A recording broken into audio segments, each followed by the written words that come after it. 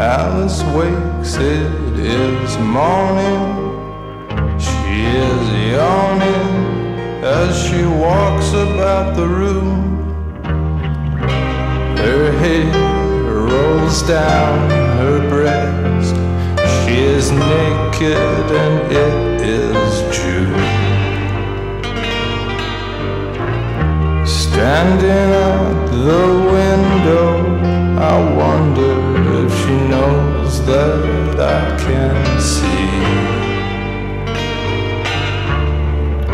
Watching Alice rise year after year.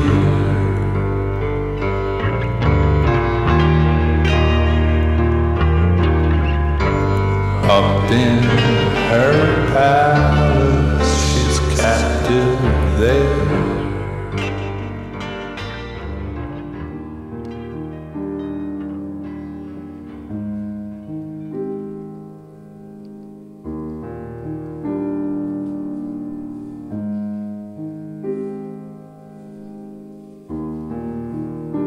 J'avais 16 ans.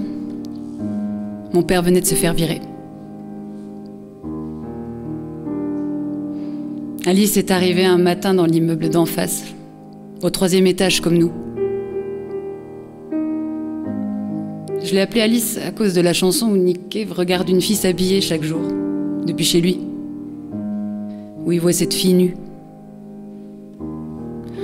Mon Alice n'était pas nue, mais elle avait la peau cuivrée comme dans la chanson. Elle avait un t-shirt noir, long, qui lui tombait sur les cuisses. Une culotte blanche qui se voyait à peine. Sa fenêtre était ouverte. C'était une vraie fille. 18 ans au moins. Ou peut-être 19. Elle a pris un élastique sur son bureau, elle s'est fait une natte de ses cheveux blonds. Elle a enfilé un pantalon. Tout ça était très beau, très précis. La plus belle chose que j'ai jamais vue. J'ai pas pensé alors que ça pourrait recommencer, qu'elle allait habiter là, s'habiller chaque matin pour moi. Ça avait été un cadeau. Une chose avec quoi marcher jusqu'au lycée. Un moment de gagner. J'ai fait ma journée après, les cours, le réfectoire, les cigarettes, mon père à la maison. J'avais faim. J'avais toujours faim. Et puis le lendemain, Alice a été là de nouveau, de l'autre côté de la rue, dans son t-shirt noir. Elle a peigné ses cheveux. Elle s'est fait une tresse de profil et j'ai vu sa nuque, cuivrée, comme ses bras. Ses lèvres étaient fines, son nez à peine de travers, ses yeux bleus. Elle était grande comme moi. Elle n'était pas douce, elle s'habillait comme pour un combat. Les jours suivants, elle a eu un t-shirt blanc, des bleus, un gris. J'ai cru d'abord qu'elle allait se peigner un jour sur deux, que ce serait notre règle, elle et moi. On avait commencé comme ça. Et puis j'ai dû attendre 3 jours, et après c'est arrivé 2 jours de suite. Bon, pas de règle, d'accord. Un matin, ses volets sont restés fermés. J'ai attendu le dernier moment pour partir au lycée. Rien. Bon, j'ai pas eu peur qu'elle et moi se soit terminé, non? J'étais content qu'elle puisse rester au lit plus longtemps. Et on s'est retrouvés le lendemain. Il pleuvait. Je l'ai regardée à travers nos fenêtres, les gouttes sur nos carreaux. Je voulais pas qu'elle me voie, mais je le craignais pas. Je regardais une chose très belle. Il n'y avait pas de mal à ça. Elle a enfilé un sweat à capuche et j'ai pensé... Est-ce qu'elle écoute Nick Cave? Moi, je l'écoutais tout le temps.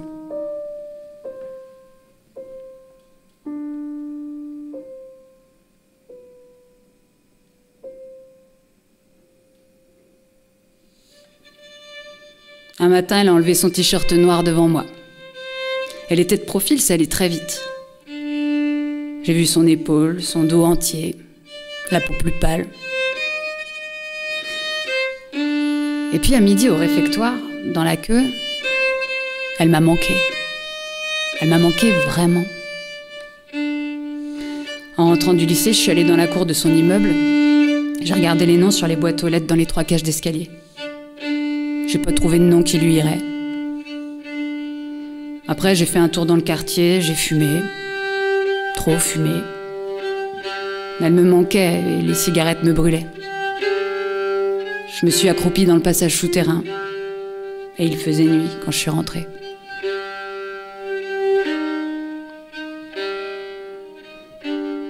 Elle m'a manqué tout le temps après. Même quand elle était devant moi le matin, elle me manquait.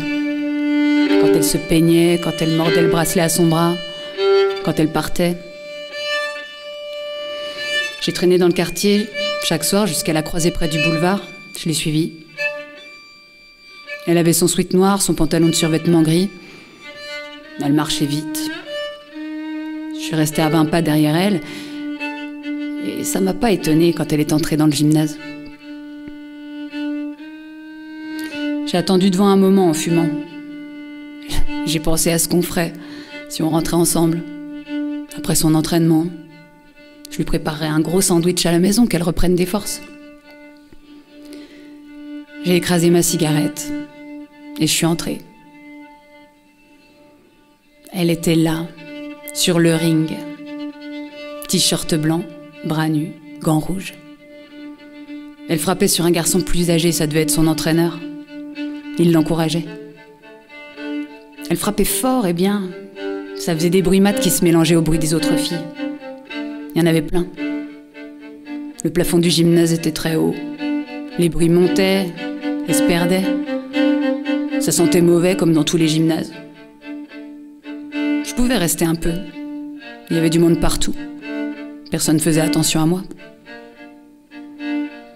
Alice était en nage. Elle frappait du gauche, du droit. Elle sautillait. Ça allait pour elle. Pour moi aussi.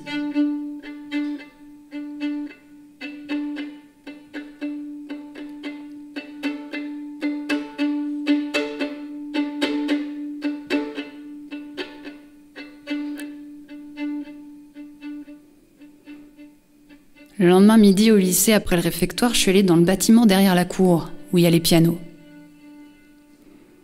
J'avais appris à en jouer pendant 1 an, puis j'ai arrêté. Je me suis assise devant un piano noir. J'ai cherché les accords d'Alice, la chanson. Je les ai trouvés. Bon, pas toujours exactement les mêmes, mais ça ressemblait. Et j'ai chanté. J'ai pas imité la voix de Nick Cave. J'ai chanté avec ma voix. Bon, pas terrible, pas aussi grave que je le voulais, mais c'était correct. C'était ma vraie voix. J'ai appris d'autres chansons les jours suivants. C'était difficile. Ça me reposait d'aller en cours. Je regardais les autres, je leur parlais, et j'étais pas comme eux, blessée. Tant qu'Alice me manquait, que je l'espérais, j'étais hors de portée.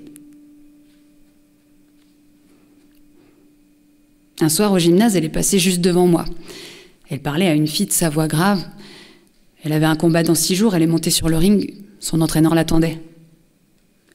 Elle a regardé un moment dans le vague au-dessus de moi, et c'est là qu'il l'a appelée. « Alice, je suis là !» Elle s'est tournée vers lui, elle a frappé ses gants l'un contre l'autre et elle s'est avancée. J'ai souri alors, d'un sourire si grand. Alice. Il l'avait appelée Alice. Alice s'appelle Alice. J'aurais pu danser autour du ring, sauter, dire un poème à toutes ces filles en nage, même l'inventer.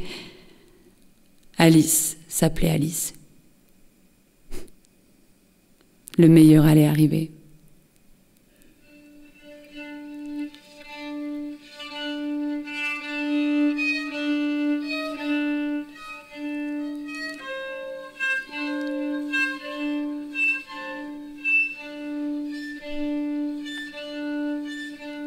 Je suis rentrée à la maison avant elle. Je l'ai vue plus tard dans sa chambre. Les cheveux mouillés, le t-shirt blanc jusqu'aux cuisses. Il faisait encore très chaud de la journée et elle n'a pas fermé les volets cette fois. Elle a ouvert sa fenêtre et elle s'est couchée. Elle a éteint la lumière. Je suis restée à ma fenêtre un moment. On était tout près, à notre façon. Au gymnase, les soirs suivants, elle a couru, frappé, elle était bien. Son entraîneur nerveux, mais pas elle. La veille du combat, le soir, on s'est vus, chacun à notre fenêtre. Je fumais. La nuit tombait. On s'est regardés. Elle m'a dit « Bonsoir ». Et je lui ai dit « Bonsoir ». Elle était prête. J'ai jeté ma cigarette et je l'ai laissée se concentrer.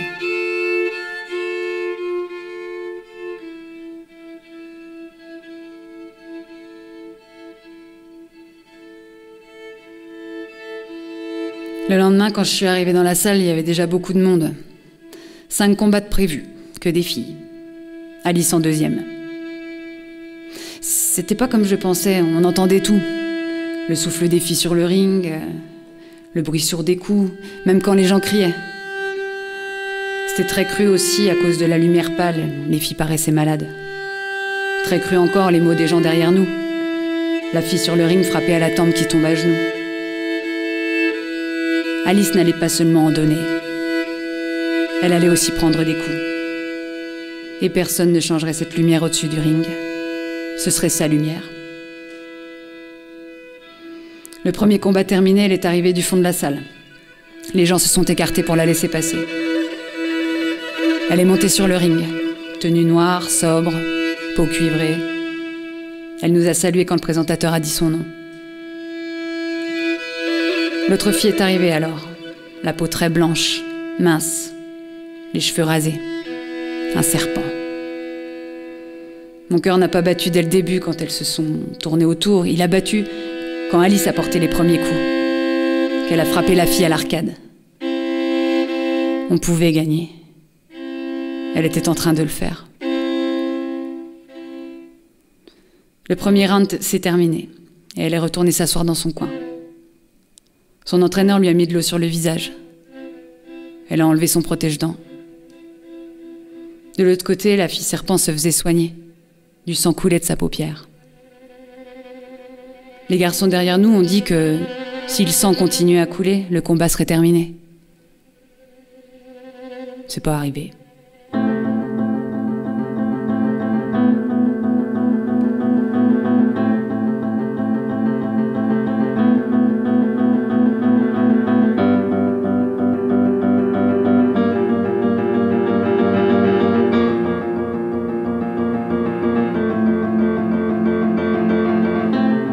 Alice a pris un coup au visage au début du 2e round. Pas méchant. Elle a continué à avancer sur la fille serpent. C'était une danse. Et c'est elle qui décidait, qui s'approchait.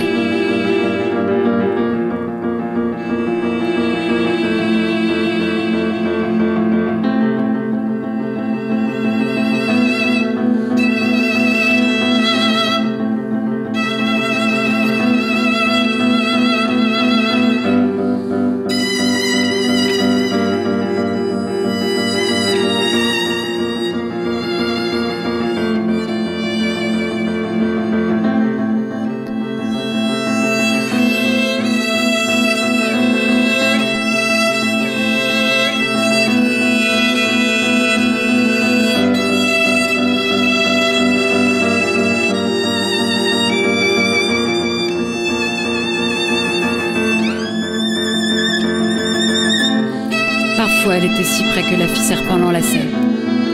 L'arbitre les séparait. Et puis, elle a porté une série de coups violents et la fille s'est cachée le visage.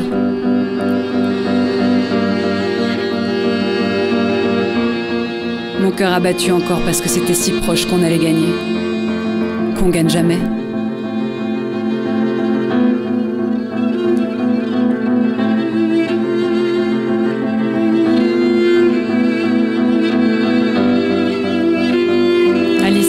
La fille serpent jusqu'au fond du ring, dans les cordes. Elle était plus grande qu'au début du combat.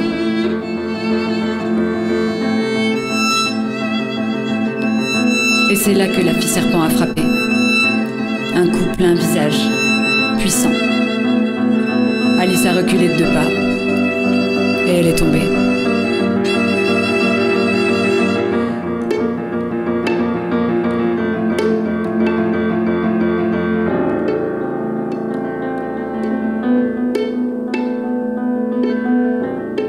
Elle saignait pas. Les gens criaient. L'arbitre a commencé à compter et à 8, elle s'est remise à genoux. Lentement. L'arbitre lui a parlé. Et elle a secoué la tête. Elle a essayé de se relever seule, mais elle n'a pas pu. Le combat était terminé. La fille serpent a levé les bras pendant qu'Alice revenait au bord du ring, aidée de son entraîneur. Elle a marché avec lui jusqu'au vestiaire. Et je suis sortie.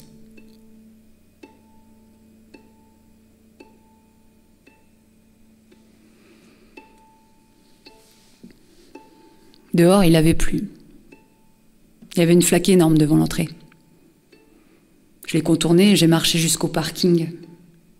J'ai fumé au milieu des voitures. J'ai attendu longtemps. Parfois, j'entendais les applaudissements de la salle, les gens à l'intérieur. Il en est sorti quelques-uns après chaque combat, et puis j'ai vu la fille serpent. Elle avait un foulard rouge sur la tête. Les traits de son visage étaient fins. En fait, elle était jolie. Elle parlait avec un homme plus âgé, sûrement son père. Ça se voyait pas qu'elle sortait d'un combat, à part le pansement blanc sur sa paupière. Elle a souri. Ça aurait pu être cruel, mais ça l'était pas. Qu'elle rentre chez elle, qu'elle puisse se reposer. Le dernier combat terminé, tous les gens sont sortis.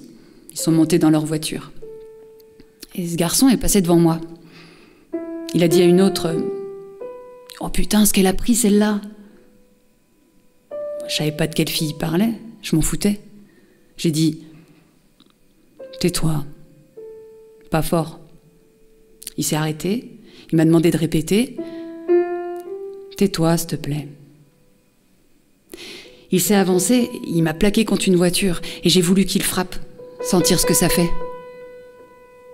Qu'il me frappe et qu'il se taise à jamais. Une voix grave de fille l'a arrêté. Je le connais. C'était Alice devant moi. Son sac de sport contre elle, les cheveux détachés. Le garçon a proposé de la ramener et elle a refusé. Elle rentrerait à pied. Elle non plus, ça se voyait pas qu'elle sortait d'un combat. Elle m'a dit « Tu viens ? Hein ? On prend le même chemin, non ? Tu viens ? Ouais. » Sur la route, elle m'a demandé si j'avais aimé. Quoi ? Les combats. Tu méritais de gagner. J'étais pas loin. Il y a eu ce moment parfait où j'ai frappé tellement, où mes gestes étaient justes. Moi, je sais pas si on peut voir ça quand on s'y connaît pas. Moi, je le vois quand je regarde un combat. T'as mal ? Pas vraiment. Je suis comme enflée de partout. J'ai perdu.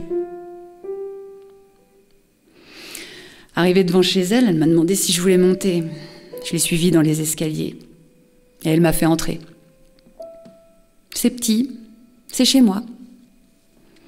Elle a posé son sac par terre. Il y avait un piano contre le mur. Je m'en suis approchée.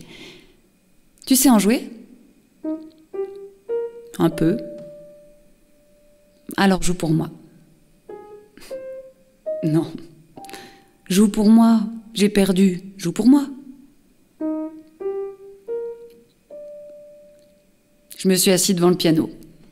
Ma main droite a tremblé. J'ai plaqué 3 accords. Et puis j'ai chanté. On avait perdu. Je pouvais. Alice wakes, it is morning. She's yawning as she walks about the room.